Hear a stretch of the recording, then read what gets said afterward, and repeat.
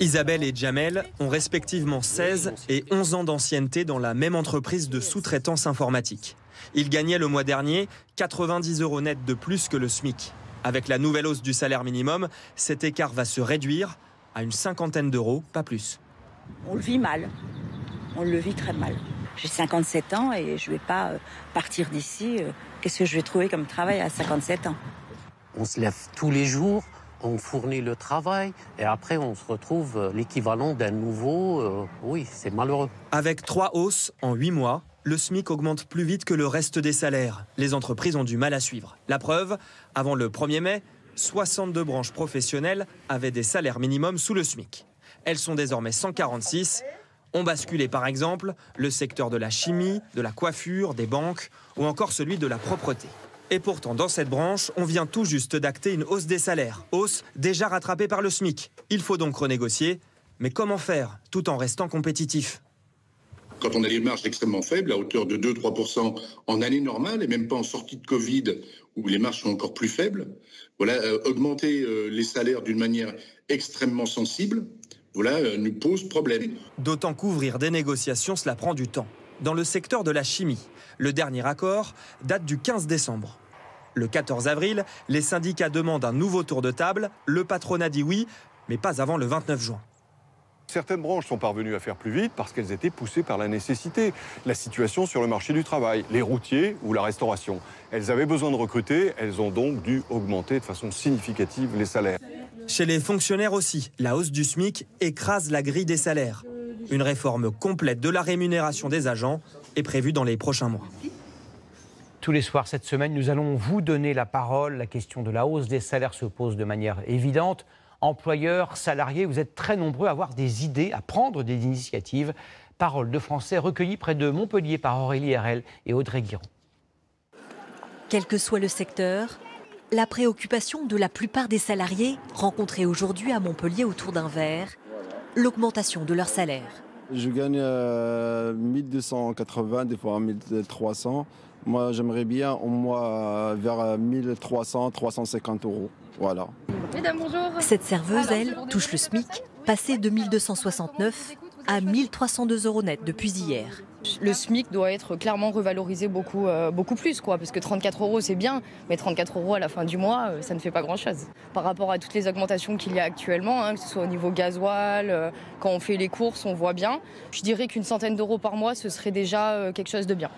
Certaines entreprises ont pris les devants.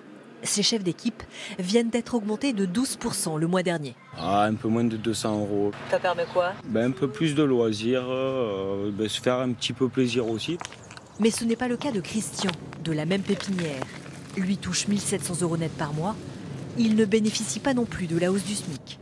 Après, quand on est au-dessus du SMIC, au fur et à mesure, il augmente et le surplus se réduit. Donc oui, si on peut avoir une petite rallonge, ça serait bien. Son patron envisage justement d'augmenter de 6% les salariés dans son cas de figure. En plus des primes Macron, exonérés de charges qu'il a déjà versées, 1000, puis 2000 € l'an dernier, et peut-être plus cette année. L'objectif, c'est de donner la prime la plus importante possible, mais en fonction de la bonne marge de mon entreprise. On a la chance d'avoir une entreprise qui marche relativement bien, donc il est normal que chacun en tire des fruits. En nous éloignant d'une vingtaine de kilomètres de Montpellier, nous découvrons une entreprise qui met en place des chèques essence pour ses salariés. 2 bons de 50 € par mois. Les 80-90 € de surplus de carburant sont complètement épongés et c'est très appréciable puisque effectivement, en étant loin, ça permet de ne pas baisser son pouvoir d'achat. Une manière pour ce chef d'entreprise de fidéliser ses employés. J'ai des gros problèmes de recrutement. J'ai mes salariés qui étaient ici en place et qui sont partis, des confrères à moi qui étaient plus proches de chez eux et ça les a motivés à partir chez eux du fait du carburant actuel. Donc c'est ce que vous voulez éviter avec ces chèques cadeaux? C'est ce que je veux éviter parce que j'ai une main-d'œuvre qualifiée que je souhaite conserver. Les attentes de ces chefs d'entreprise, prêts à donner un coup de pouce à leurs salariés, une baisse des charges patronales de la part du gouvernement. Super, voilà, très bien. Concernant les carburants, la tendance est à nouveau à la hausse pour la deuxième semaine consécutive, plus 1 centime pour le gazole, vendu en moyenne 1,88 €, plus 1,5 centime pour le samplon 95, 1,76 € le litre. C'est dans ce contexte que le groupe Total, qui possède l'un des plus grands réseaux de stations-service, annonce une baisse de 10 centimes par litre cet été sur les aires d'autoroute. Le détail avec Jean-Marie Bagayoko, Romain Reverdy et Chloé Ebrel. Ça ne vous aura pas échappé. Plus de 2 €. Le prix du litre de gasoil dans cette station. Elle est située sur une aire d'autoroute, là où le carburant est souvent plus cher qu'ailleurs. Aujourd'hui, quand vous avez un litre à 1,80 €, à plus de 2 € dans les aires d'autoroute, c'est clair que on évite de mettre de l'essence, on fait le plein avant de partir en général. On n'a pas trop le choix parce que quand on est sur l'autoroute, on ne va pas sortir pour simplement faire le plein.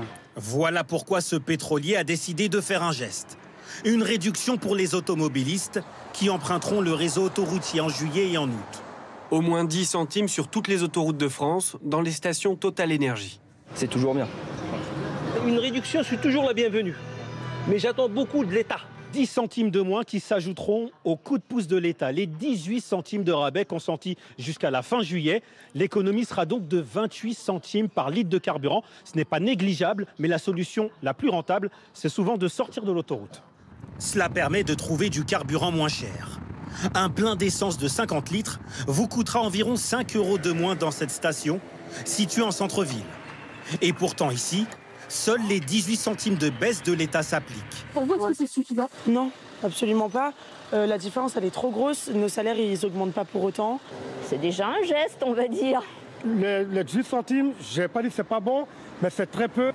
Après le 31 juillet, promesse du gouvernement, un nouveau dispositif prendra le relais.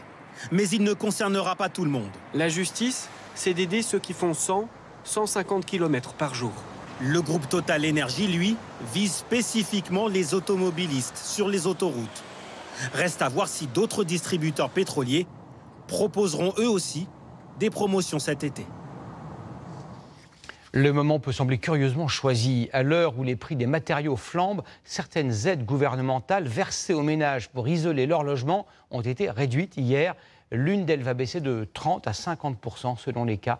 Reportage dans le Vaucluse, Mathieu Perrault et Philippe Fontalba.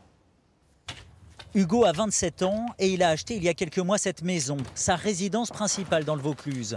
Un logement inhabité depuis 30 ans, dans lequel toute l'isolation est à refaire. Coût des travaux rien que pour les murs et les combles, 12 000 €. Heureusement pour lui, il a validé son projet et ses demandes d'aide avant le 1er mai. Ce projet-là de rénovation, les aides, elles se sont élevées à 40% du budget global. Aujourd'hui, avec le changement de la réglementation, on est sur 20% à peu près d'aides. Hugo a bénéficié de l'aide des certificats d'économie d'énergie, les C2E, avant la baisse de ceux-ci. Dans son cas, en cumulé, cela fait plus de 4 500 €, de quoi financer son projet d'isolation. Aujourd'hui, le projet aurait été sûrement abandonné, puisque ça représente une part importante du chantier de rénovation sur la maison. Le jeune homme a été conseillé par une entreprise locale qui, ces derniers mois, a vu les dossiers de demande d'aide se multiplier. C'était sur de l'isolation. Mais aujourd'hui, c'est l'inquiétude chez certains particuliers. Des personnes appellent et s'inquiètent de ce qui va se passer. Mais bon, on est obligé de faire appliquer la réglementation. Par contre, ce qui peut être intéressant, c'est d'aller chercher avec eux peut-être d'autres aides, de les inciter, puisque dans les départements, les régions, il y a des aides qui peuvent se cumuler avec les certificats d'économie d'énergie. Il n'empêche, difficile de comprendre cette baisse des aides nationales alors que le prix de l'énergie flambe. Pour le gouvernement, le but serait de toucher un plus grand nombre de ménages, mais avec la même enveloppe budgétaire. Le dispositif MaPrimeRénov' reste lui inchangé pour le moment. Une petite consolation à une heure où les demandes de rénovations énergétiques des Français n'ont jamais été aussi élevées.